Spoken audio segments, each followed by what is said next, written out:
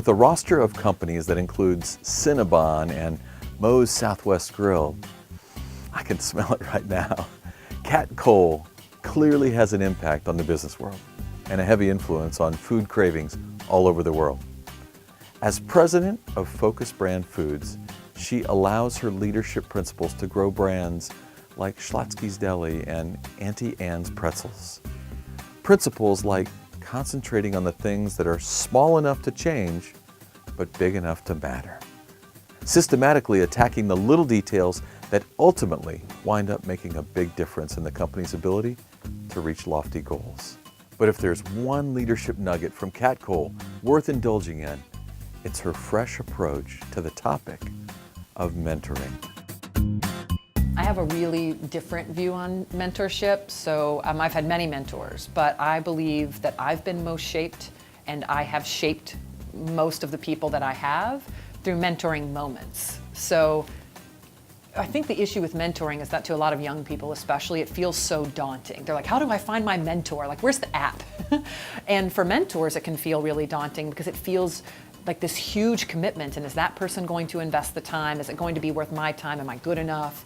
So mentoring moments is really just about saying, I believe there's something I can learn from almost anyone. And if I'm going through a situation, I should ask around. Hey, do you know anybody who's been through this before? Find out who they are, stop them in the hallway, say, hey, I've heard you've been through this before. Can you tell me about it? Very few people will say no. They're honored that you're asking their point of view. It's a mentoring moment. There's not some big responsibility to follow their advice or not.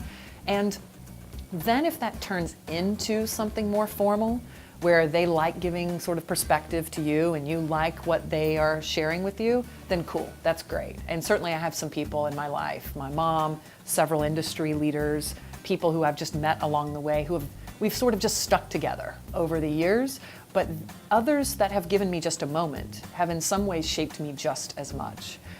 So I would encourage both people who view themselves as mentees to go looking for mentoring moments, not mentors. I have this line that's, in the absence of alternative information, people come to their own conclusions.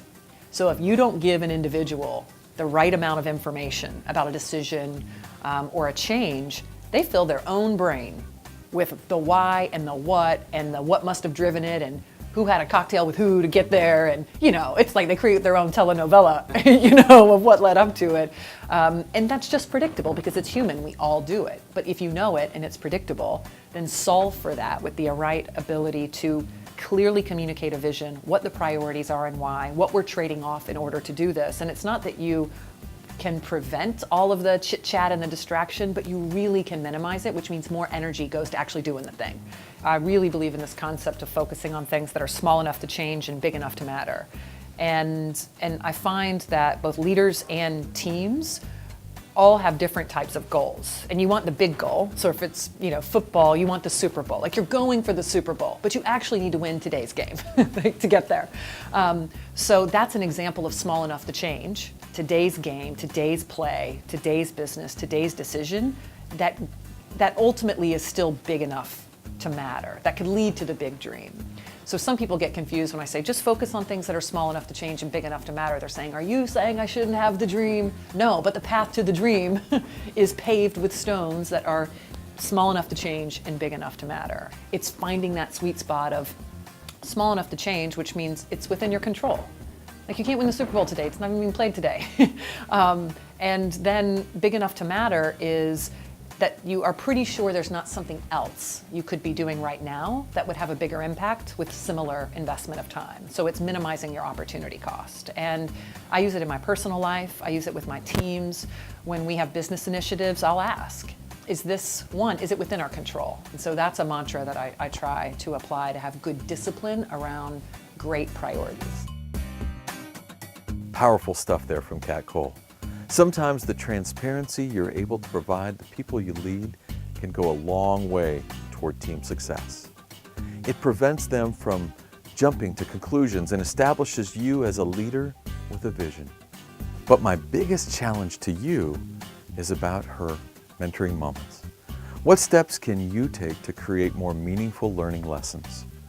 What mentoring moments have defined your current leadership style, and which leaders can you now study as future mentors? This is one of the many lessons learned in the study of greatness. What makes the great ones great? What makes the great teams great? And what makes a great teammate are all major discussion points for me when sitting down with the greatest winners in sports, business, and even nonprofits. And I want to keep the conversation going with you. Please help yourself. Click on some of the other videos from the Greatness Green Room that I know will be of value to you. And as always, you can visit donyeager.com to connect with me on keynote speaking, monthly webinars, our virtual learning program, blogs, best-selling books, and more. Thanks for stopping by the Greatness Green Room. Until next time, be great every day.